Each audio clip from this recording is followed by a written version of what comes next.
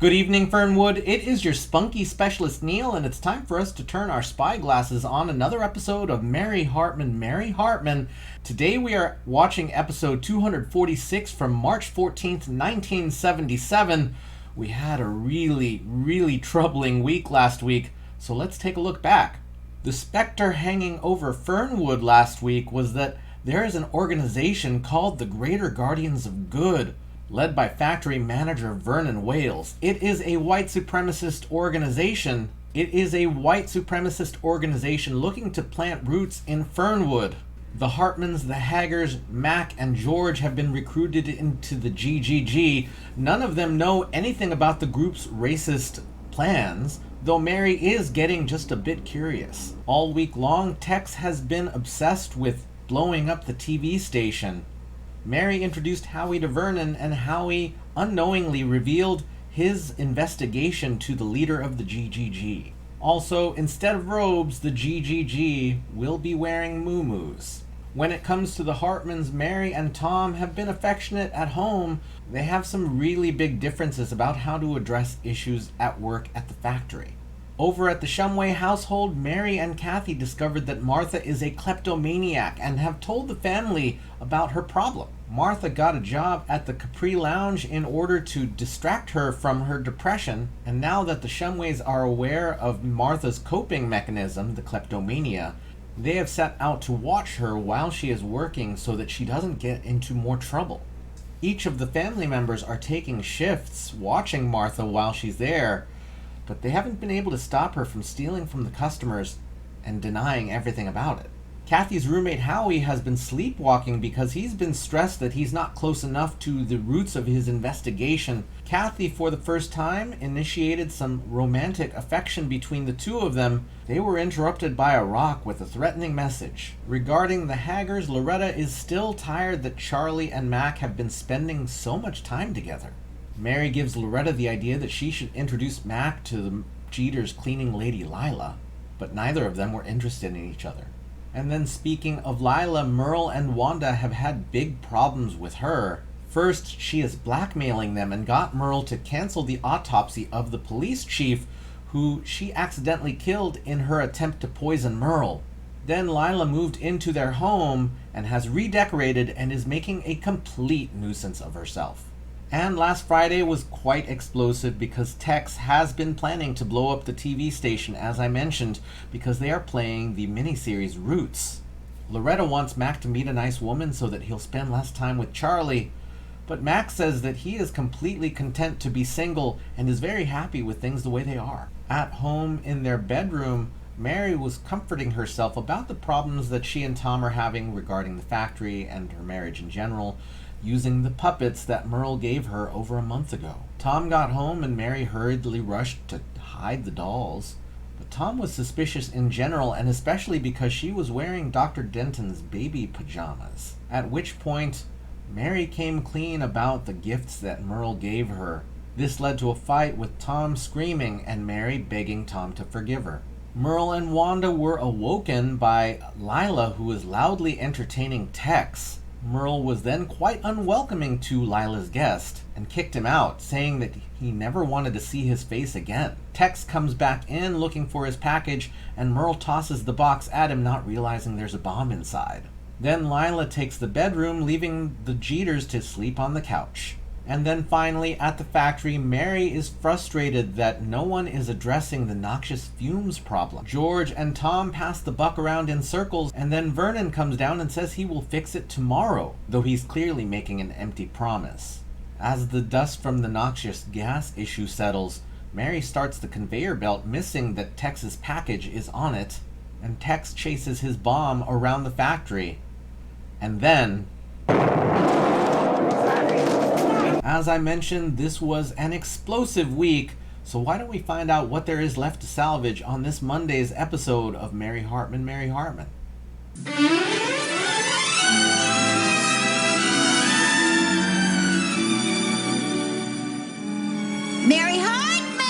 Mary Hartman! All right, now listen. This is my plan. Later on this afternoon, station manager is going to get an alarm clock as a little gift to show showing roots. If I see that thumb one more time, you're out as Grand Lizard. Well, I put a package down right here. Well, listen, I tell you, why don't you take your spot back and I'll go look for it, and I'll see you in about a month. No, I'll put it down right here. Oh. What? Well, why is he going off that way? All this comes around again, doesn't it? Mary's right. Everything comes around twice. That's the way it usually goes. They start... Oh, yeah, well, let me explain it to you guys. See, what happens is it goes around and it goes around, and then it goes up, and then it goes over, and then it goes about all the way around there, and then it comes back around and down for the second and last time, and then it goes around there until it hits the solvent bags.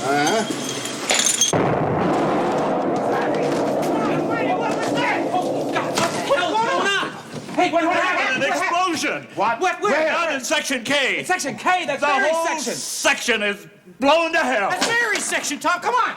Oh, my God. They're trapped in there. The whole entryway is filled with rubble. You want my donut? Here.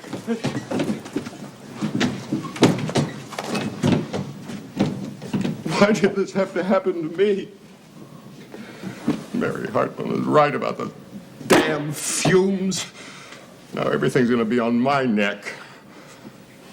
No, it ain't, Vern. Oh, shut up. You don't know what you're talking about. Well, it weren't the fumes that caused that explosion.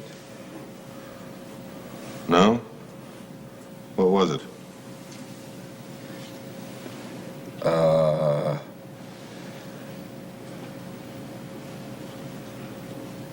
It's secret. Spit it out, boy.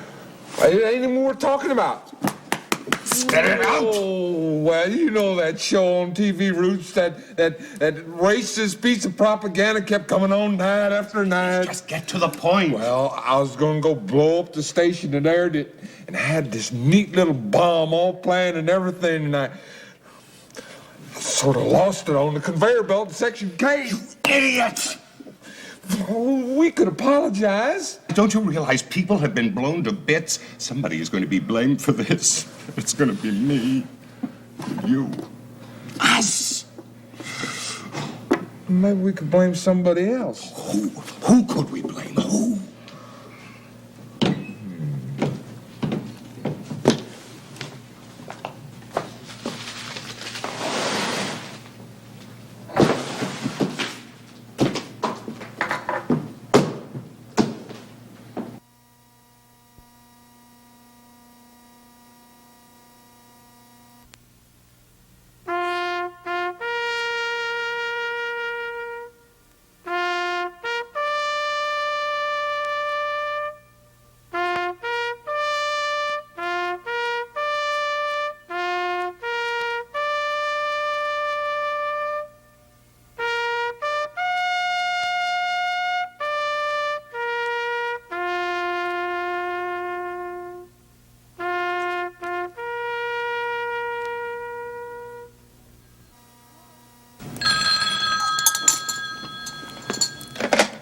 Hello? Got this some way? Yeah, who's this? Never mind who this is. Let's just say I'm a friend of yours. And I got something for you. My baby. You found my baby. I don't know nothing about no baby. What I got for you, lady, is advice. Advice? Yeah, smart, logical advice on how to keep your boyfriend alive. Boyfriend? Oh, Howie. Yeah, Howie Freeze, the demon reporter.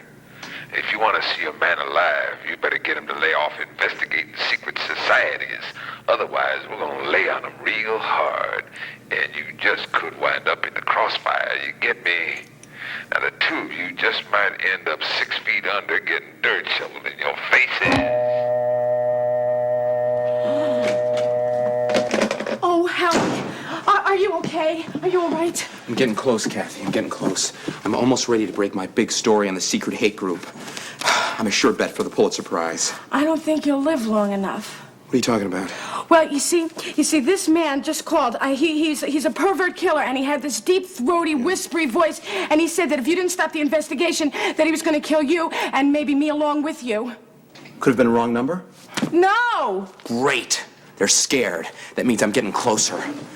Howie, look, I'm really frightened. I'm gonna be the Woodward and Bernstein of Fernwood. Oh, wow, a threat in my life. All right. I gotta be cool. I gotta watch all the angles. Howie, what are you gonna do? Shh. I gotta check for bugs.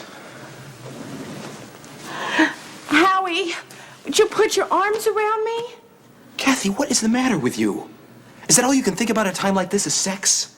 Sex? You know, I'm not Clete Meisenheimer, you know what I mean? There are more important things on my mind than sex. That's not fair. Clete and I, there's nothing between Clete and I for a long time. Oh, no? You really like guys like him, don't you? You know, I bet you've had a million of them. Smooth, fast-talking guys, long on the hair, short on the brains, a lot of tricks in the old Saccharino, right? Huh? Yeah, and I bet you had a lot of society debs and straight-A students. Well, I will tell you one thing, I was selective. And there were a lot more important things in my life besides. You know, I had my studies, I had my career, things more important than a few minutes of pleasure. Few minutes? Well, it was just a figure of speech. Actually, it was a few hours, once in a while, now and again. Do you know anything about love? I mean, anything at all? Of course. What do you think I am? Well, God, I don't know, but you're talking like you're a virgin. You are a virgin. I have to answer the telephone. No, you can't answer the telephone. It might be another threat, Howie. Where would Woodward and Bernstein be if they didn't answer the telephone? Hello? Yes? Who is it? Yes, right. What did they Oh, say? wow. Okay, yes, sir. What? Yes, sir, I'll get right on it. Right. Bye. Who was it? I gotta go. It's a big story breaking. There has been a huge explosion at the auto plant. Possible death and destruction. It's a great story. At the auto plant? Oh, no, I can't take it. What happens if Mary and Tom and my daddy are in that explosion? Oh, Howie! You're really a virgin?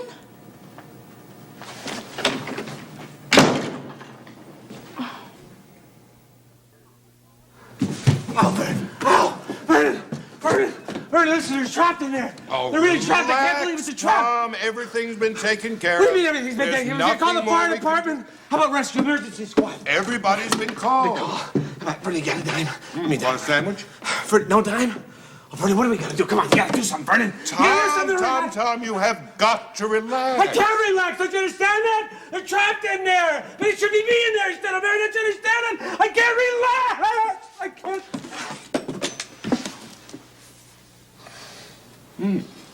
Good man. Martha, darling, you got them flaming volcanoes ready. Oh, yeah, one moment. Flaming volcano drinks coming up. Yes, I have them right here. They just need one more ingredient.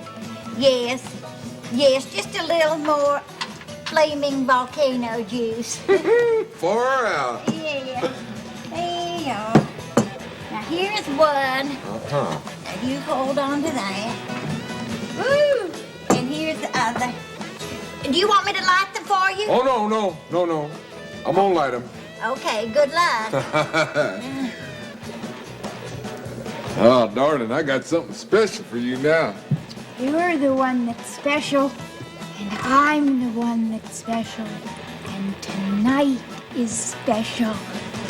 Are you sure there's no alcohol in these drinks? Not a drop. All right, here go the fireworks. Oh, no. I'll get scared.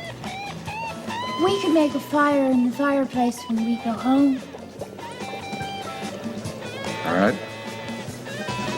Did you know that I am the best there is when it comes to matches, torches, Molotov cocktails? Well, drink up.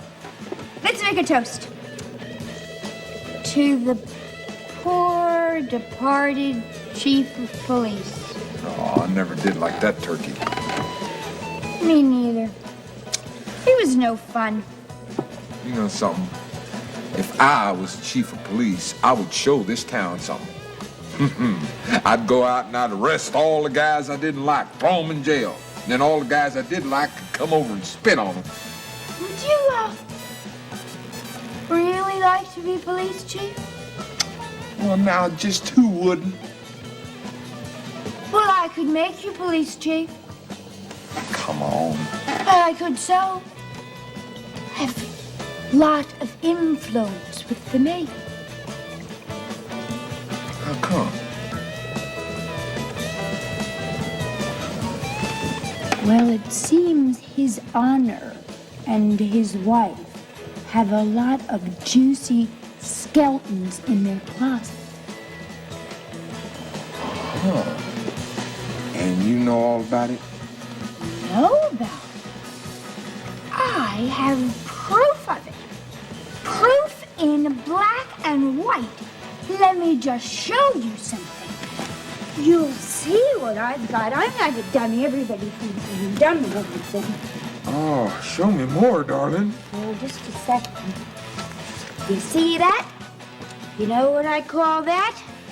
My save it for a rainy day book. If I just handle this right, I could get anything out of that Mr. Merle cheater. Do you know what's in here? Oh, I don't want to know about no damn book.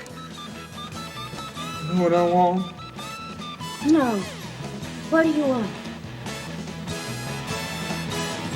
I want Boogie. Oh, I just love to dance. Dance? Yeah! Come on! Oh. Come on.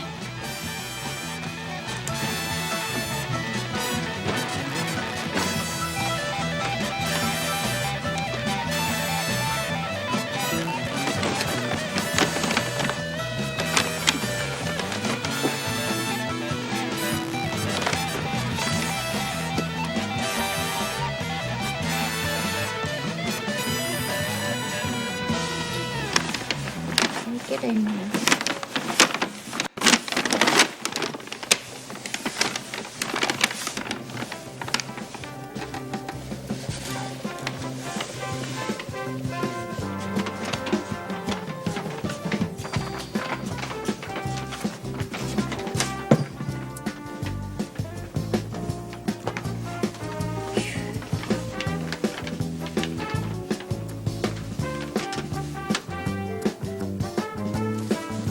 We interrupt this broadcast for a special news bulletin.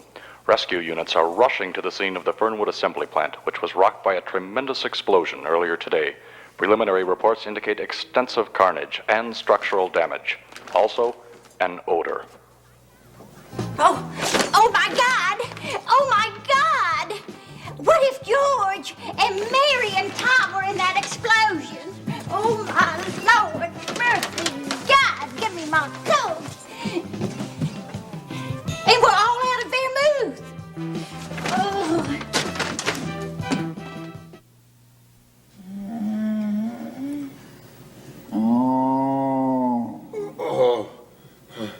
Oh.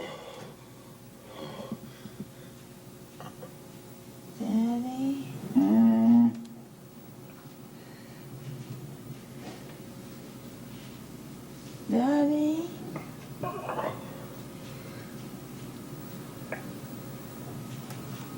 Daddy? Help! Help me. Daddy? I'll help you. Here. I'm here. Okay. Where are you? I'm here. Okay. Hey. Huh? I'll help you. Hey.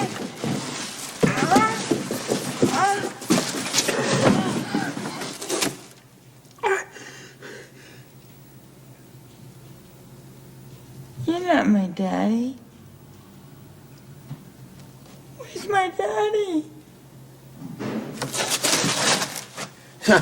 Somebody get this beam off me. Yeah, look, Albert, could you hold on for just a second? Because I have to find my daddy, okay? I just have to find my daddy. And if I could just find my daddy, then I'll go get my daddy and I'll bring my daddy back and I'll take the beam off you, okay? Is Fine. that okay? Fine. Okay? Fine. Daddy? Daddy? Daddy.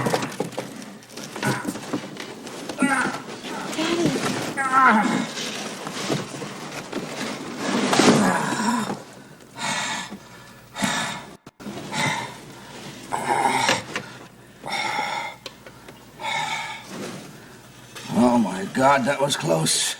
Daddy. Yeah. There, you all right? I'll be right with you, honey. Daddy. I'll be in there. Wait a minute.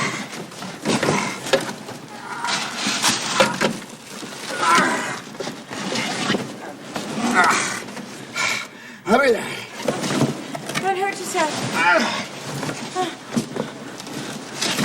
Be careful. Oh, my God, Mary. I'll be right there. You hurt? Hang on. Hang on up. Sorry. Sorry.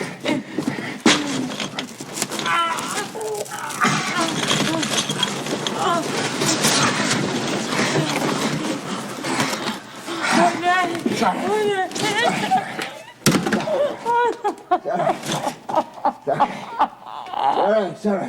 Oh, Daddy. Sorry. Daddy.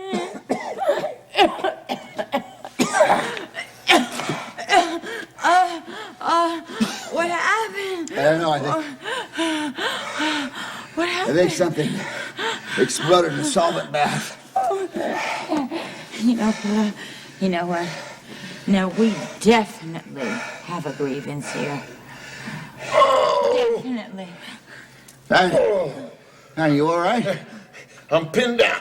Come on, there, help me. Oh, okay. Get over there. What does that mean, pin? Just get over there. Oh, okay. This box is out of the way. Out of the way here? You're right there, Tommy. Hang on. What's in this All room? right, here. Right, now listen. Okay, Listen. it's me. Listen, Okay, now what take do a we- hold of this thing. What? Now, count of 3, lift with all your strength, all right? Okay. Okay? You pull. Okay. Right? 1, 2, 3. Make it 3. I can't move.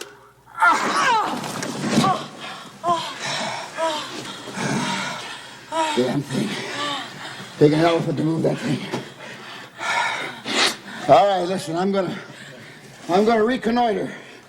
See if we can find a way out of here. It's all right, I'll be right back, honey. I'll be right back.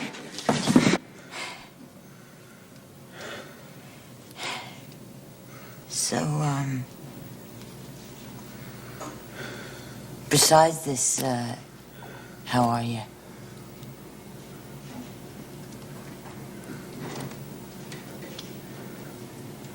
Seeing anybody?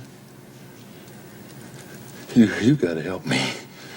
Get me out of here. Oh, no, listen, big fella, don't panic. No, don't panic. No, the worst thing to do, listen to me. The worst thing to do in a situation like this, which is pure panic, is not to panic. Why not You're panicking? panicking. Why not panicking? You are panic. I beg to differ with you. Now, I hear this in your voice. This is a panic, and you shouldn't be panicking now. You should not be panicking now. Now, look at me. Look at me. Look at me. I'm calm. I am totally calm. Ah! No! We're gonna die! Yeah, I know, we're gonna die! I'm fine. Don't panic. Everything is going to be fine. Daddy! Daddy! So what? So we're in good shape, right? We're in good shape? There's no way out of here. No, see, there's no way out of here. How about the air vent? Hey? It's too small. We're not going to get out of this place alive. Help! Help! Help! No! Stop it! Now stop that! Stop that! Now stop that, both of you! You do not waste your energy on that! Now come here! Now I'll do that! Help! Help! Save it, man. Help! Save it. Help!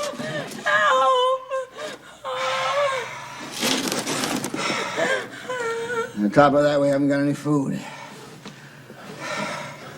We've no food? No food. We've no food? You hungry? What? Are you hungry? You hungry?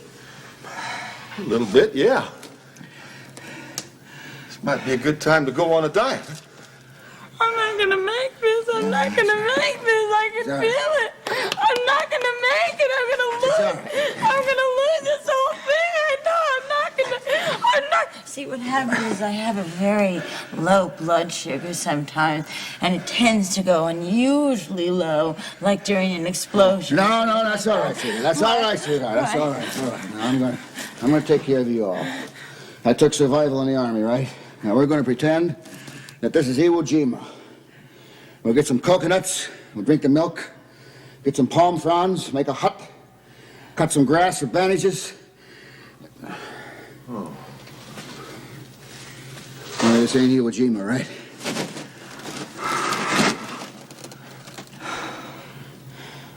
Oh, my God. We're dead men. Is anyone else depressed?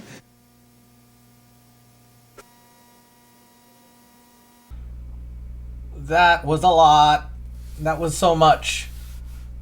And if you are wondering why I switched outfits between the intro and the episode, well, I ran into some technical difficulties, and so I had to record shooting the episode like 4 days later than the intro. So here I am. I think I have found something that will work and be a lot less frustrating than it has been for the last month or so. And we come right back to the end of last week with an abbreviated version of Tex losing the bomb on the conveyor belt. And then we cut right up to the break room where we see the outside aftermath of the bomb explosion. And Charlie and Tom run down to see what they can find. We don't see Charlie again today, but we do see Tex and Vernon quite a bit, or at least a couple more times. And at this point, Vernon learns from Tex that it was his bomb that went off in the solvent baths. And the first thought is not, how can we take care of the people who may be injured or maybe need rescuing? I suppose some phone calls have been made, but they seem fairly ineffective. However, the real thought is, how can we put the finger on anyone besides us? And I find it a little bit sad that the only black person I have seen in Fernwood is an extra who's probably going to take the blame for this off screen. There were a couple of other black characters in the show, but neither of them actually ever were seen in Fernwood. I have mentioned that having a white supremacist group in a town where everyone that we see is white is maybe a little odd, but I also feel bad for this poor actor who gets 1 day's worth of work probably, and I don't know. If we see more from this character, I'd be quite happy, even if this character's in an awful position. And then we get a glimpse into Section K with Taps playing. My association with Taps, when I hear it in pop culture, is to think that someone has died. I wasn't sure when I saw that initial exploration of the room from the picture of Tom and Heather down to the rubble through the song Taps. And we only see at the end of that clip Mary's braid pop out. Clearly they want us to have some big emotions, like maybe they're all dead. Obviously by the end of the episode that is not the case, but things are pretty dire. And then Kathy gets a threatening call from probably the GGG. It sounded like Tex's voice. Tex sure is getting away with this so far. Kathy is still very concerned with her baby. It took me a second to note that she was holding the baby's blanket and carrying baby food. I think possibly feeding an imaginary baby. It's a threatening call from the GGG, and Howie is getting too close, and Howie gets home, and he takes that as a sign that he's on the right track, which is true. But Kathy also sees how dangerous this could be. Then we get a little interchange between Howie and Kathy, where Kathy's looking for comfort, and Howie thinks that it's an initiation of sex. Then it escalates a weird way, like there's this sort of judgment that is being passed between the two of them, where Howie says that Kathy's been with too many guys. Clete Meisenheimer, you know, empty head and long hair. Kathy thinks, oh, you were there with, you know, classy dames. And somehow from Howie's little thought that sex could be somewhere between a few minutes and a few hours, Kathy picks up that Howie appears not to have ever had sex, which I think is a less big deal now than it was in the 1970s. Like nowadays, we acknowledge that some people don't have sex till they want to. And then it switches back. There's a phone call, and this is where people are starting to find out about the factory and what's happened there, the explosion. And then we cut back to the factory again, and that is Tom, who has been searching through the rubble, and Vernon, who is like Nero playing the fiddle, just enjoying a sandwich. So yeah, maybe he did call emergency services, but that doesn't mean you don't go out into the rubble with a rake or a frickin' shovel, as dangerous as that might be. So even if Vernon had the motivation of saying, hey, we shouldn't explore it because it could be dangerous for the people underneath, that's not what was portrayed here. What was portrayed here was, I would like to enjoy my sandwich, and I don't care a lick about anyone who might be in trouble. And certainly not your family, Tom. That's what Tom was worried about.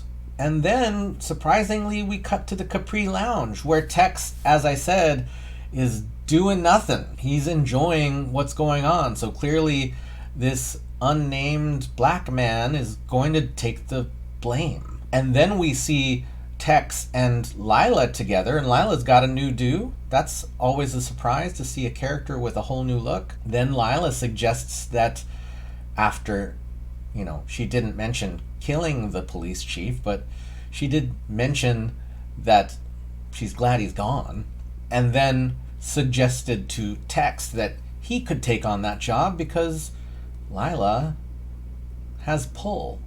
At which point, Lila shows him the diary that she's had secreted away on herself. Tex says that he wants to boogie, and my immediate thought was, in the way of the more recent group that has a name similar to Boogie, I'm just not going to name them. I don't want to heighten these groups, but there's a group that has a name that's similar to Boogie, and I feel like that is the energy that Tex is going for there, and Lila misconstrues the boogie to mean dancing, as they did back in the 1970s. So Lila and Tex go off and enjoy a little, shakedown. And I was thrilled to see a couple of storylines intersecting in a way I never would have expected. Martha goes over to the table to clean up, and, you know, since she's now a kleptomaniac, she will take that diary, not even knowing what's in it. And that's fun for me. Less fun, but more human. Like, I know maybe I am emotionally hit by things in this show, but watching inside of the factory as we have three regular characters wonder about their own mortality. I mean, they didn't necessarily go into it in that way just yet. They're not sure they're going to live. And it was emotional for me. Yeah, so it's silly, and it's undercut with Mary sort of saying, don't panic, and then doing the panicking. For a moment there, when Mary was calling out for her daddy, I thought maybe she had gotten knocked a bit and was reverting to the childhood self that she was hinting at last week when she was playing with the puppets. So I thought maybe she was kind of going childlike. And I don't know if that's going to be a future arc, or it didn't seem to be the case fully for this scene, but I was reminded of that. When she's in trouble, she has this childlike quality, which, as we have mentioned many times before, this childishness,